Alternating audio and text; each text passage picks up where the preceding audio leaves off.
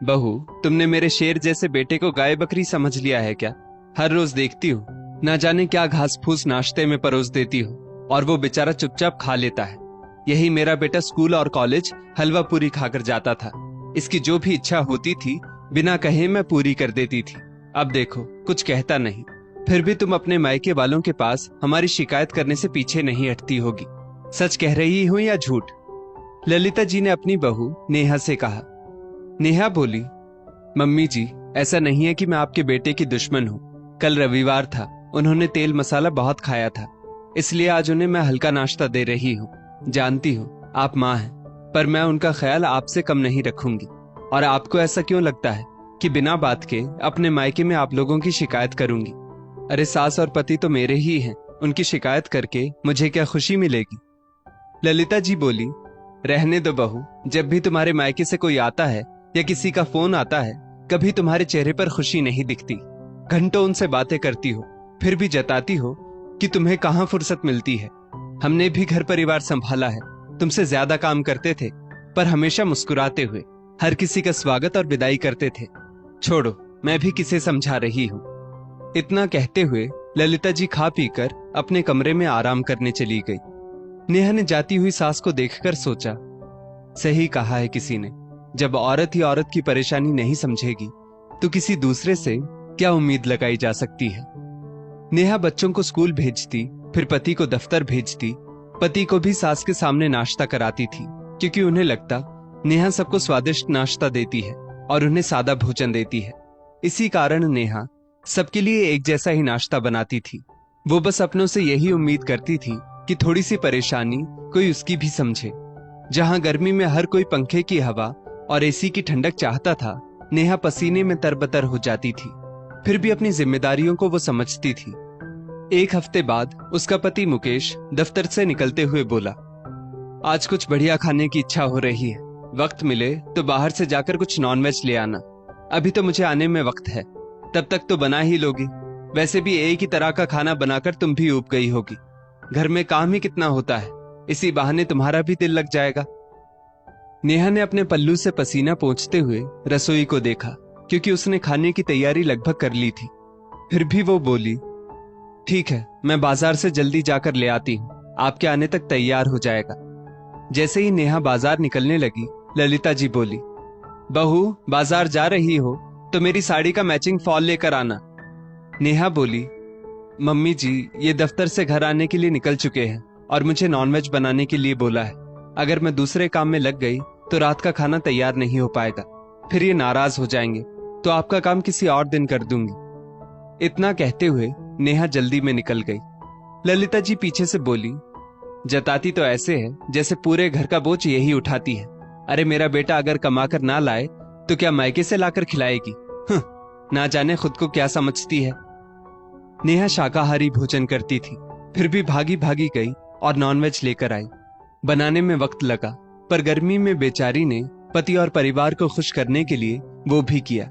रास्ते से मुकेश ने फोन किया और बोला, बहुत गर्मी है, कमरे का एसी ऑन कर देना, मैं करीब 1 घंटे में पहुंच जाऊंगा।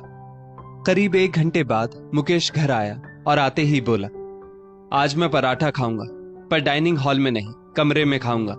कई बार बोल चुका हूं, डाइनिंग हॉल में एसी लगवा लेते हैं, पर तुम हो कि ना जाने पैसे बचाकर किसे देना चाहती हो। इतना कहते हुए वो अपने कमरे में चला गया। नेहा ने सोचा, दिन की सब्जी है, उसके साथ पराठा भी अच्छा लगेगा, तो मैं भी आज पराठा ही खा लूं। उसने पराठे बनाने शुरू किए। बच्चे, पति और सास, सबके लिए उसने 2-2, 3-3 पराठे बनाए। सबको खाना इतना अच्छा लगा कि उन लोगों ने दोबारा मांगकर पराठा लिया। देखते ही देखते सारा आटा खत्म हो गया। नेहा किसी से कुछ नहीं बोली। सब खाकर आराम से कमरे में एसी की ठंडी हवा खा रहे थे। नेहा को भी बहुत तेज भूख लगी थी। जब भी उसे भूख लगती थी तो उसकी बचपन की आदत थी कि उसकी आंखों में आंसू आ जाते थे और उसे अपनी माँ की याद आ जाती है। उसने सोचा, अब कौन अपने लिए फिर से आटा लगाए, तो उसने दिन के बचे हुए चावल लिए और सब्जी के साथ खाने लगी। खाने के साथ साथ उसे नमकीन आंसुओं का भी स्वाद आ रहा था। तभी कमरे से मुकेश की आवाज आई, नेहा, तुमसे इतना भी नहीं हो पाता कि कमरे में ठंडे पानी की 2-4 बोतल रख दो। और ये क्या, अभी तक तुम खा ही रही हो, जल्दी से पानी की बोतल दे देना। एक काम तुमसे सही ढंग से नहीं हो पाता है, ना जाने दिन भर घर में करती क्या हो। इतना कहकर मुकेश ने धड़ाम से दरवाजा बंद कर लिया। नेहा सोच रही थी, यही अंतर होता है अपनी माँ, बहन और सास पति में। इनकी जगह अगर मेरी माँ और बहन होती तो एक बार जरूर देखने आती कि मैंने ठीक से खाना खाया कि नहीं। तभी ललिता जी आई और नेहा की थाली को देखते हुए बोली, बहू, तुमने अपने लिए भात बनाया है। तुम बहुत चटोरी हो गई हो। मुझे तो ज्ञान देती हो कि भात दिन में 2 बार नहीं खाना चाहिए, पर खुद खा रही हो।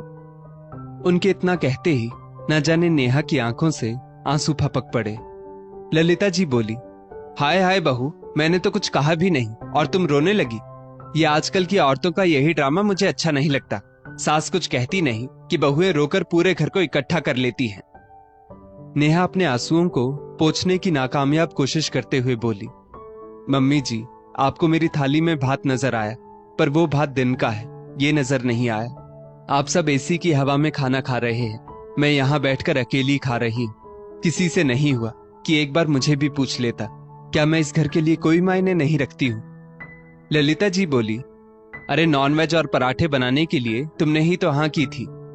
नेहा बोली, मम्मी जी, जब मैं सबकी पसंद नापसंद, यहाँ तक कि सबकी हंसी के पीछे की परेशानी भी समझ लेती हूँ, तो मेरी परेशानी कोई क्यों नहीं समझ पाता। काम वाली जितना आटा लगाकर गई थी वो सब खत्म हो गया था। अब ये सोचिए, मुझे भी तो भूख लगती है, कभी मेरा भी मन होता है कि कोई मेरी भी चिंता करे। ऊपर से उन्होंने कहा कि गरम गरम पराठा चाहिए। मुकेश कमरे से निकलकर आया और बोला, क्या बात हो गई जो इतना शोर मचा रही हो? और अगर तुमने नॉनवेज बनाकर खिला भी दिया तो क्या एहसान किया? अरे आज तो बिल्कुल अच्छा नहीं बना, उसमें नमक भी कम था। लगता है तुमने जल्दी में बना दिया। काम में तुम्हारा ध्यान ही नहीं लगता, दिन भर फोन में लगी रहती हो। नेहा ने सास को देखा और बोली, मम्मी, देख लिया आपने, मैं इनकी कई गलतियों को नजरअंदाज करती हूँ, पर आज खाने में नमक क्या कम हुआ, इन्होंने एक पल में मेरी मेहनत को दुत्कार दिया। हम औरतें अपनी भूख को पानी से मिटा लेती हैं, परंतु पति और परिवार को नए नए व्यंजन बनाकर खिलाती हैं। हमारी छोटी सी भूल ना होते हुए भी सब हमें 4 बातें क्यों कहकर चले जाते हैं। इसलिए ना कि मैं इस घर की नहीं, दूसरे घर से आई हूं।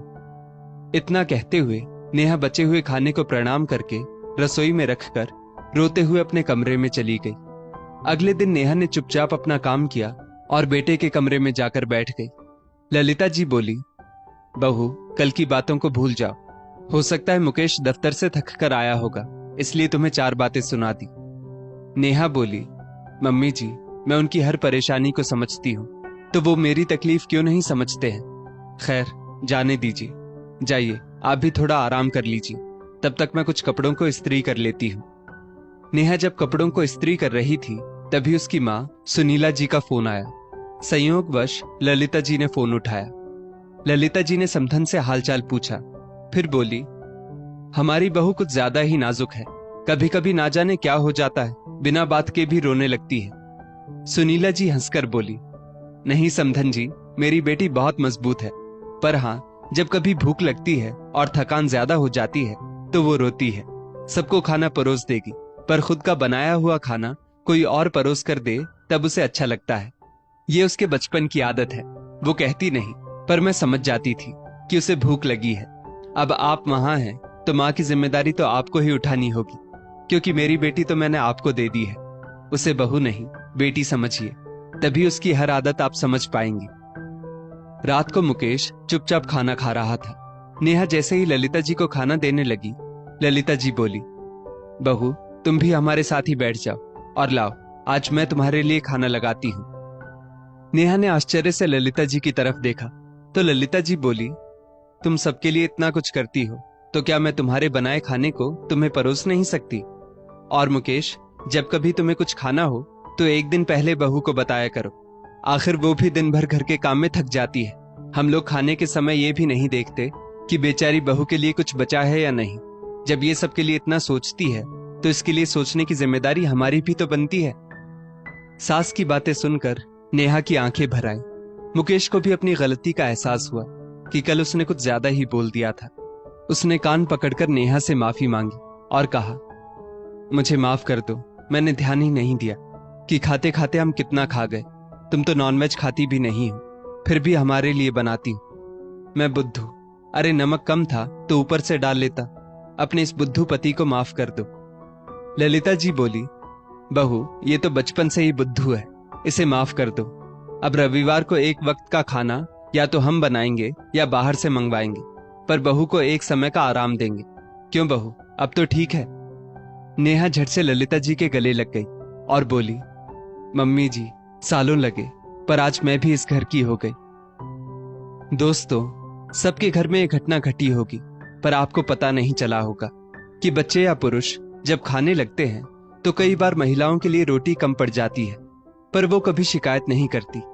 लेकिन कभी खाने में कोई कमी रह जाए तो उन पर उंगलियां क्यों उठ जाती हैं? इस स्टोरी को लेकर आपकी क्या राय है, नीचे कमेंट करके जरूर बताइएगा। और ऐसी ही और भी बेहतरीन वीडियोस के लिए हमारा पेज जरूर फॉलो करें।